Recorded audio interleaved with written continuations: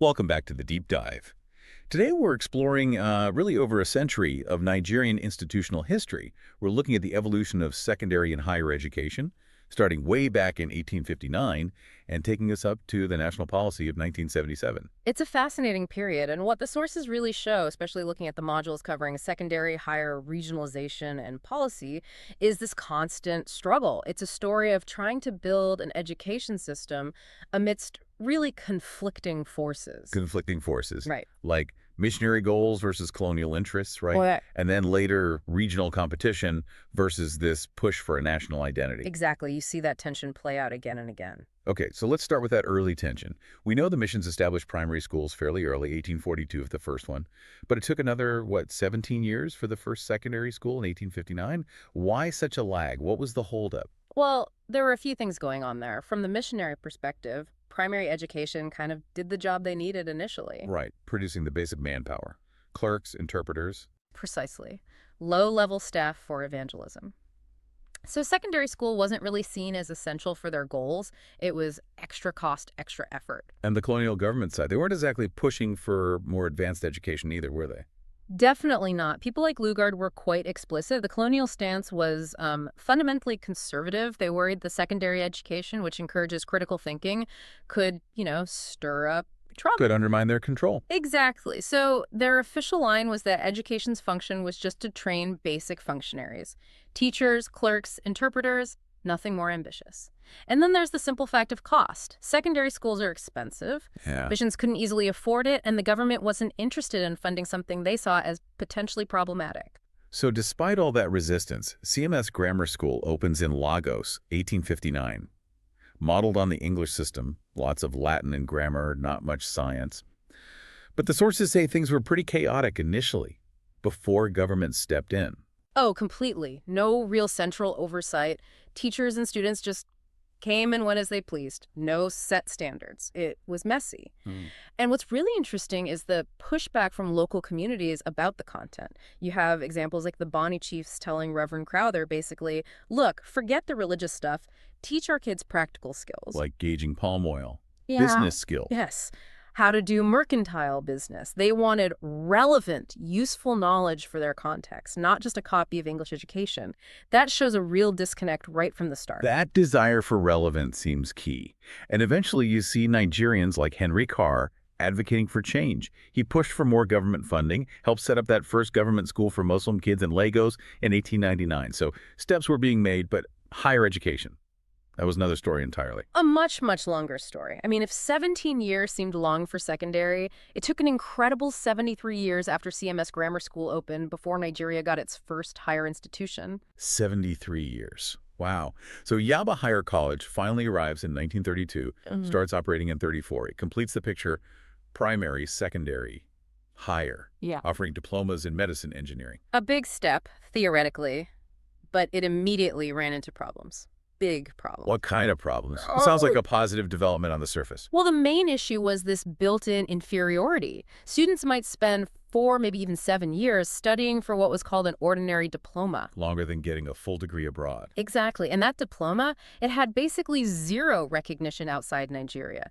Graduates were stuck. They could only get assistantship positions in the colonial system. Right, so a built-in ceiling. That must have caused huge frustration among nationalists. Absolutely. It became a major point of contention and fueled the demand for proper university education. The pressure built up. Which leads us to the British commissions in the 1940s.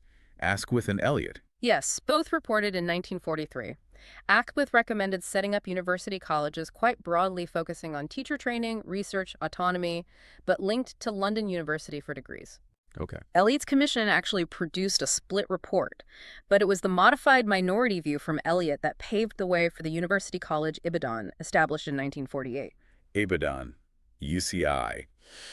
A landmark moment, surely. A landmark, yes, but not without its own criticisms right from the start. People felt it was far too foreign, just a copy of London University. Too British. Too British, yes. Very high entry standards, very difficult to get into. And the staffing, Well, that tells a story. Up to 1953, you had about 81 expatriate staff and only 6 Africans. 6 Africans versus 81 expatriates. Wow. Hmm. So still not really a Nigerian institution in practice. Not really feeling like one, no. It was still perceived as too foreign, too exclusive. Which brings us then to the Ashby Commission in 1959.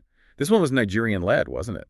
Looking at the whole system. Yes, the first major Nigerian commission on higher education, though it looked broader, too. And Ashby's findings were pretty stark. What did they highlight? A severe lack of qualified teachers, something like 3/4 were uncertificated, really high dropout rates, a curriculum that was just too literal, not encouraging critical thought, and crucially, this massive educational imbalance between the North and the South. A North-South divide being a recurring theme. A huge political issue, the result of Ashby.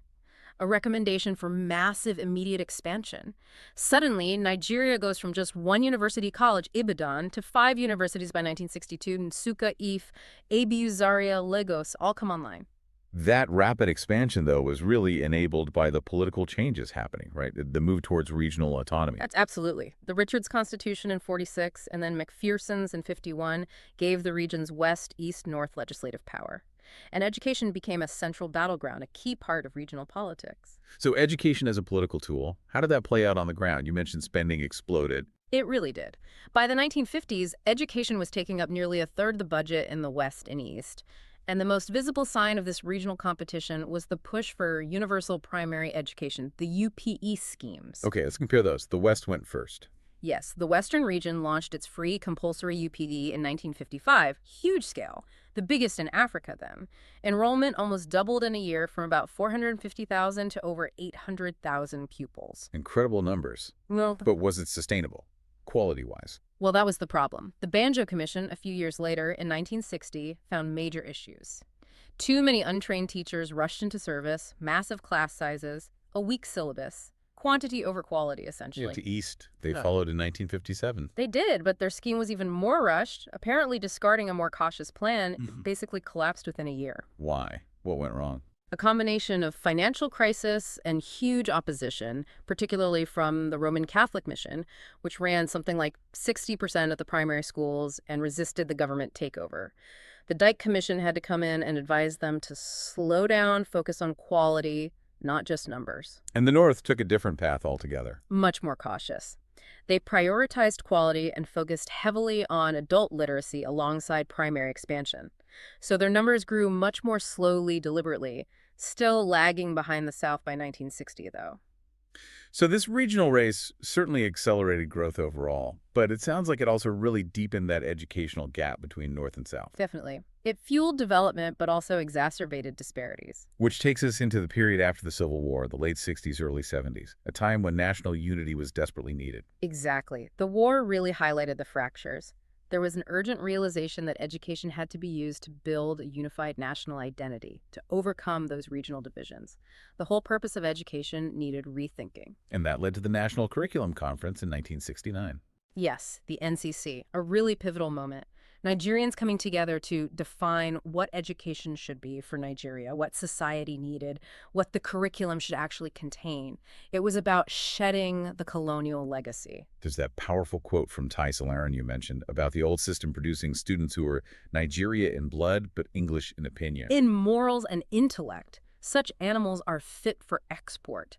It's a brutal critique, but it captures the feeling, the need to stop producing colonial copies and start educating actual Nigerians for Nigeria. So the NCC laid the philosophical groundwork, Yeah. leading directly to the National Policy on Education, the NPE, first published in 1977. This introduced the 6334 system we know, aimed for self-reliance, national integration, centralized control under the government. A comprehensive vision on paper, but as the sources note, implementation has been a constant struggle. What are the key reasons cited for that struggle? Several critical, persistent issues. Political instability is a big one. Constantly changing governments mean lack of policy continuity. Corruption, obviously, siphons off vital resources. And then there's chronic underfunding. Underfunding seems critical. Absolutely. Nigeria was spending less than 10% of its budget on education back in the 80s. Compare that to, say, Mali at 30%. You simply can't achieve ambitious goals without adequate investment. And the sources point to something even deeper, don't they? A fundamental weakness. Yes, perhaps the most profound point is the argument that the NPE's biggest problem isn't just poor implementation, but the lack of a truly agreed upon, robust national philosophy underpinning it all. A lack of philosophical bedrock. Exactly. Without that shared foundation, those core beliefs about what Nigerian education is fundamentally for, the policy's objectives just become, well, aims, things that could be achieved or not. They lack resilience against political winds and funding cuts. So we've traced this incredible journey, from one mission school under colonial constraints, through that long wait for higher education, the explosion of regional competition, and finally, this ambitious national policy that still seems to be searching for its soul. And studying this history, you really see how all those forces, mission aims, colonial fears, nationalist dreams, regional politics, are baked into the system you see today. Every challenge, every debate has roots right here in this period we've discussed. It really connects the past to the present, which leads us to our final thought for you, the listener. The sources suggest the NPE's core weakness is this missing philosophical foundation. Now, if you think back to what the sources hinted about traditional Nigerian education, its focus on holistic growth, practical skills, moral development, all rooted in culture. Here's the question. What specific traditional values or philosophical ideas from that pre-colonial Nigerian context could potentially be adapted and formalized today?